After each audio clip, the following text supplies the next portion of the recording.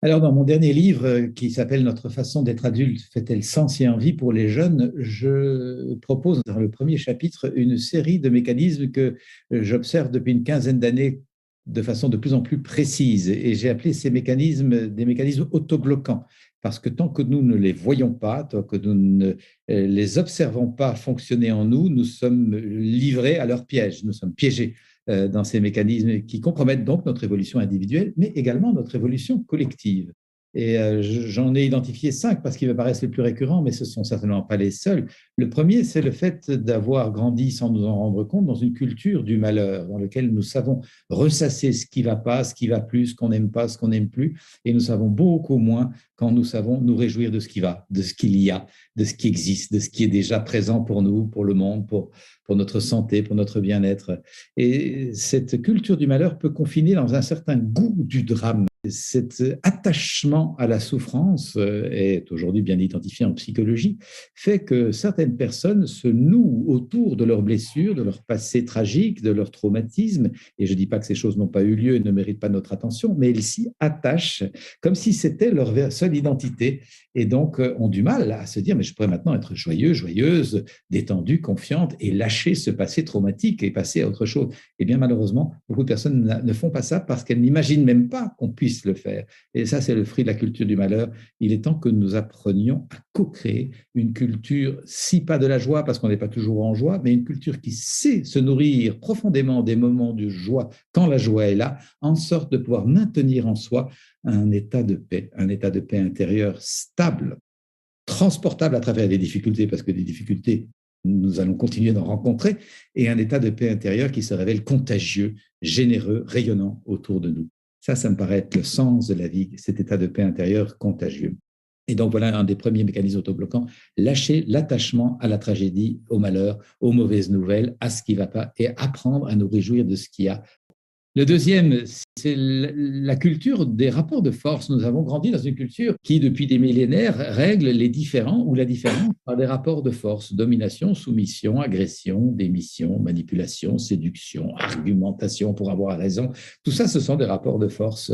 Et j'inviterai les personnes qui vont nous écouter à vérifier lorsqu'un différend s'installe avec votre conjoint, votre partenaire de vie, votre enfant, votre ado adorable, votre partenaire au travail, dans un projet, votre associé, etc. Lorsqu'un différend se manifeste, qu'est-ce qui circule en vous comme énergie? Est-ce que c'est de l'empathie pour cet humain qui pense autrement que vous? Est-ce que c'est de l'ouverture à la différence, l'accueil de l'altérité?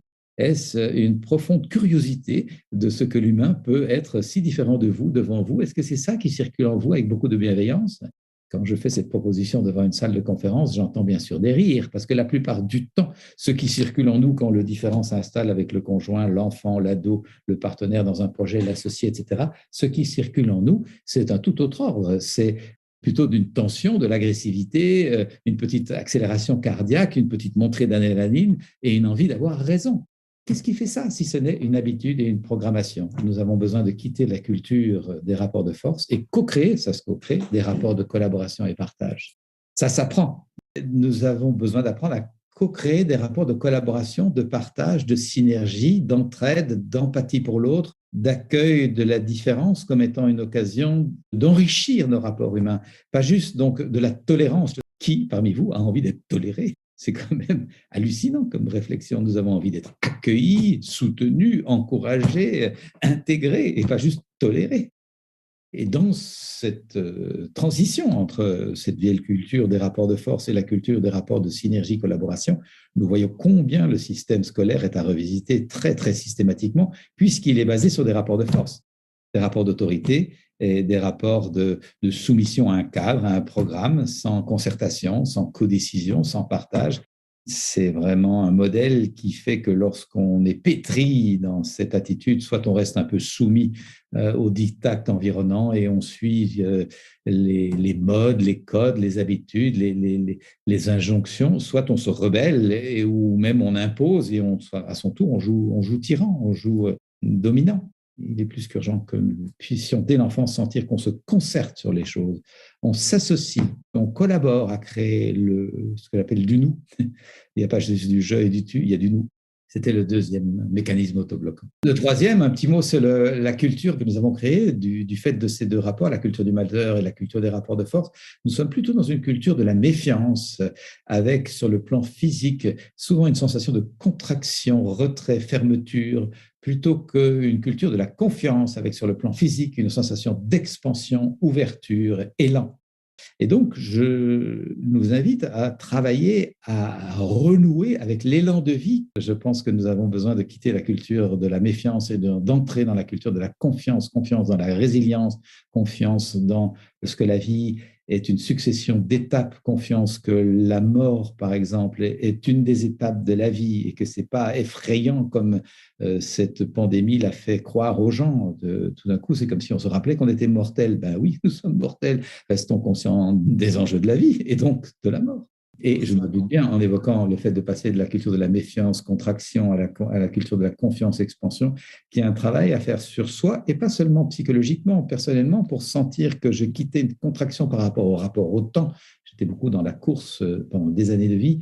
J'ai eu besoin de déprogrammer ça physiquement par un travail énergétique pour que mon corps reçoive l'information, tu peux te détendre, que mes cellules entendent, les amis, vous avez été très mobilisés dans une course et dans une course très tendue, et bien maintenant, dégagez-vous de cette impression et détendez-vous. Et je fais régulièrement ce travail pour avoir un rythme de vie plus doux.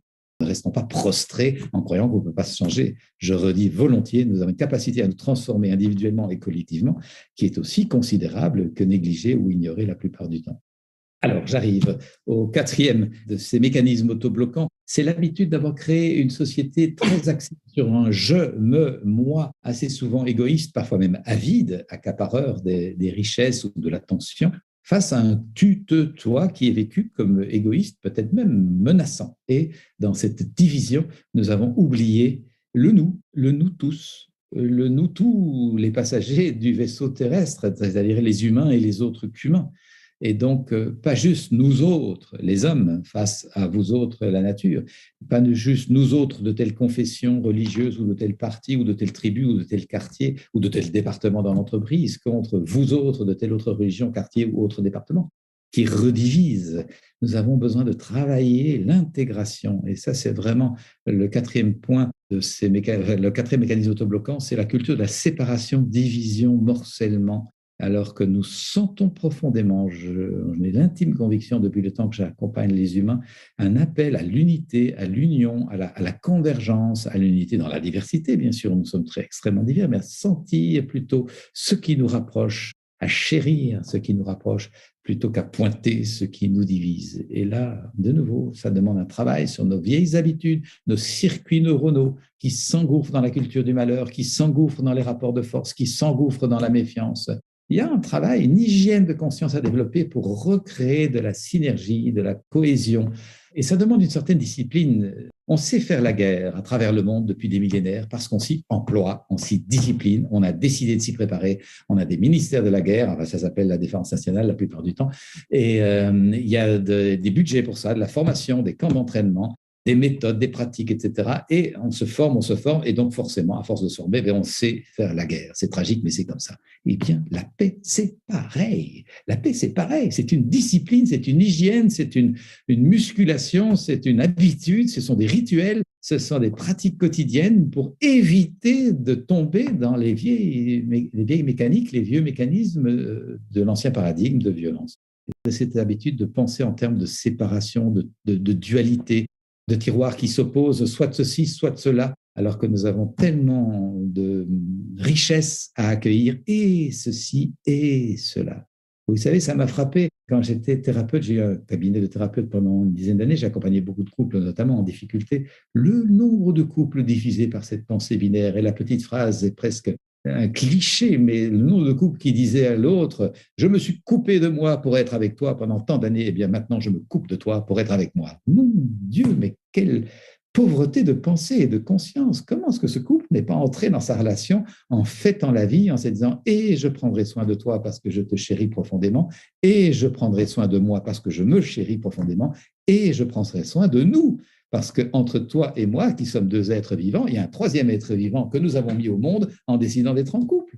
Et cet être vivant, eh bien, il est né, il a grandi, il a fleuri, mais il a pu se fatiguer, il a pu peut-être tomber malade, et nous, cet être vivant, pourrait effectivement mourir si toi et moi ne prenons pas soin de nous. Voilà, c'était le quatrième piège. Et alors, si on a encore le temps, le cinquième, c'est l'habitude de la culture de lutte contre le temps. Nous voyons le temps comme un ennemi, comme un empêcheur de vivre, alors que c'est la condition même de notre existence. Nous nous battons contre quelque chose qui est le facteur premier. Nous arrivons sur cette planète dans l'espace-temps. Alors, je peux me battre contre le fait que je suis ici et pas là-bas, et contre le fait que je suis dans cette minute-ci et pas la suivante ni la précédente, et passer ma vie à me battre contre quelque chose sur lequel je n'ai aucun pouvoir. C'est hallucinant. Et j'en parle comme quelqu'un qui s'est battu contre le temps pendant des années et qui est d'ailleurs entré en thérapie vers 33 ans parce que je courais tout le temps. Et qu'une petite voix me serinait depuis longtemps, mais il m'a fallu du temps pour accepter de l'écouter parce que je l'ai tout fait. Cette petite voix me disait, ta course est perdue, est perdue. Ta course est perdue, est perdue. Arrête de courir. Tu ne vas pas gagner. Et effectivement, en entrant en thérapie, j'ai pu comprendre pourquoi je courais tellement et combien j'étais vide et j'avais l'impression de me remplir en passant de choses à faire en choses à faire. J'avais l'illusion de me remplir, mais ça ne comblait jamais mon vide intérieur. J'avais donc besoin d'apprendre à nourrir une vie intérieure nourrissante, plénifiante, si j'ose dire, inspirante. Et ça, bien que j'ai grandi dans la tradition catholique très pratiquante, je n'ai pas reçu les clés d'une vie intérieure nourrissante. J'étais plutôt invité à avoir une vie extérieure, au service, pratiquer les habitudes religieuses, mais pas comment on nourrit une vie qui nous comble et qui rayonne autour de nous. Ça, je ne savais pas faire.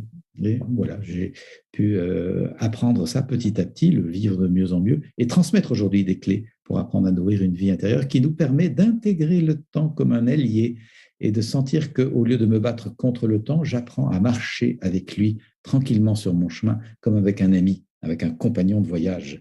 Ça change absolument la donne parce que tant que je suis piégé par un rapport hostile au temps, je cours de choses à faire en choses à faire, de façon presque éperdue.